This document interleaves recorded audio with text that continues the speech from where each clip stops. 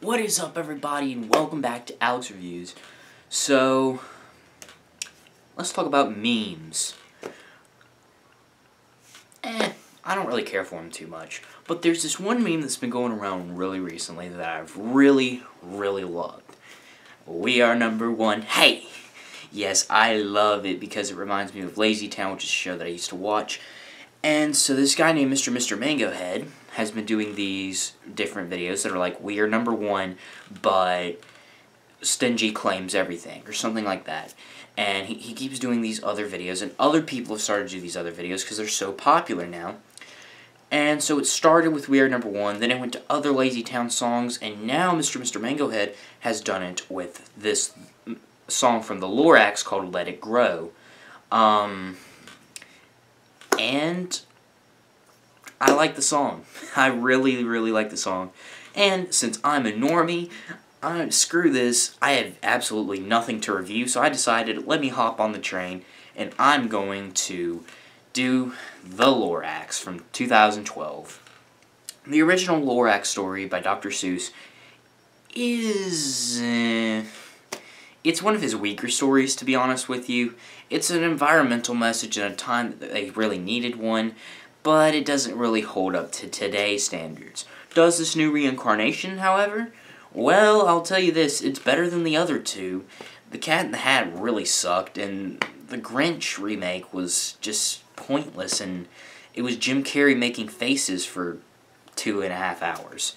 So today, I'm here to bring you my review of the Lorax 2012. Let's hop right in. So this story is about this boy named Ted, who wasn't even mentioned in the original.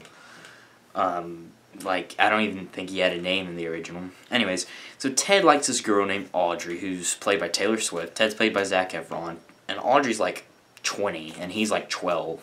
Anyways, so she wants to see a tree, and they're in a world that's made of artificial shit. And so he's just like, okay, well, you know what, I'm going to find a tree and I'm going to give it to Audrey and then we're going to marry, and he has crazy dreams.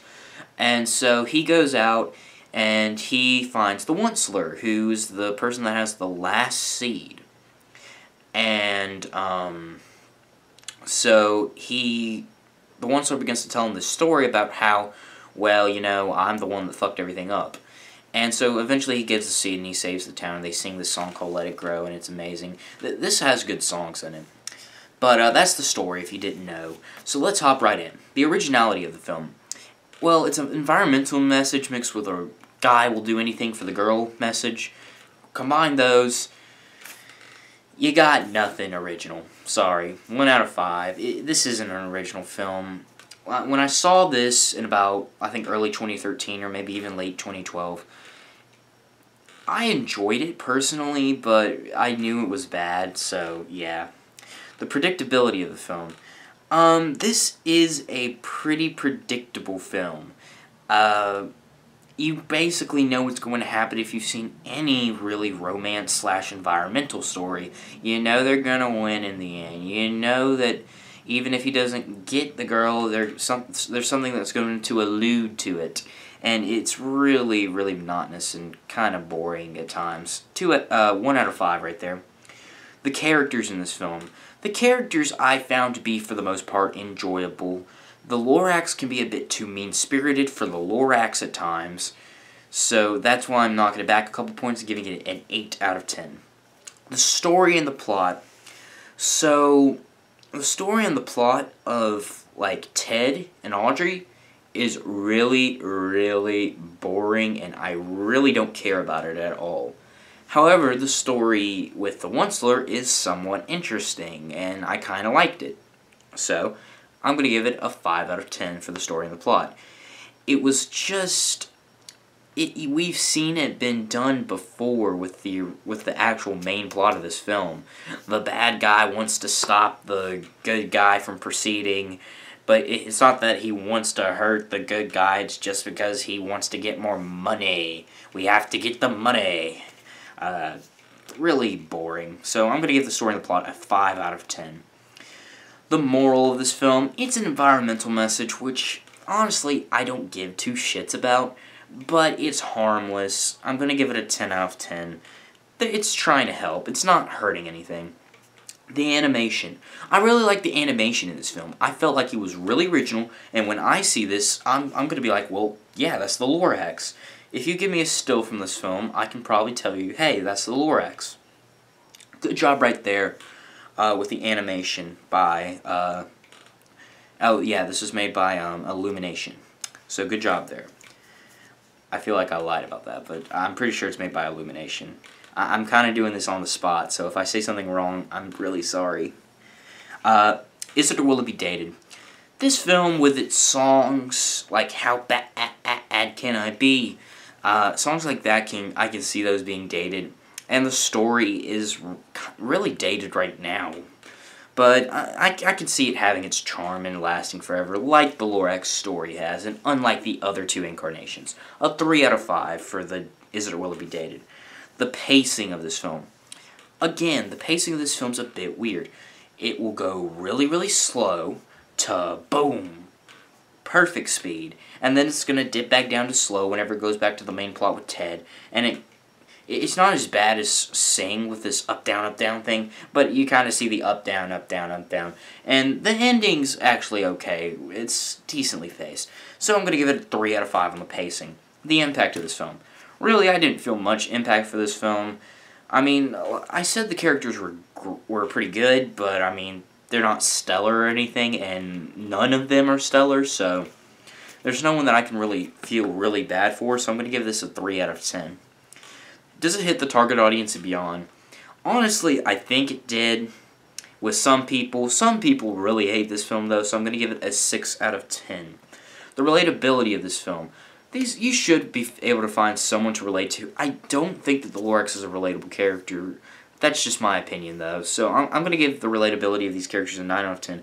And the voice acting. Of course, Zac Efron's Ted. Taylor Swift is Audrey. Danny DeVito is the Lorax. Betty White is Grammy Norma. Ed Helms is the Onceler. And Fletcher Sheridan is Cy, which is my favorite character in this film because he has an amazing voice. Go check him out. He's only been in a few things, which I'm shocked by. Definitely... I doubt he's watching this, but if Fletcher Sheridan's hearing this, I might want you for a film someday. Anyways, these guys do a really good job voice acting and everything, especially with the singing and everything. You got big names. That's kind of what sold the film. It was a Dr. Seuss classic, plus you got the big names. You even got Betty White and Zac Efron and Taylor Swift to do this. They all do a fine job, though. You also got Ed Helms up in there, and he does a fine job. Everyone does a good job in this film. 10 out of 10.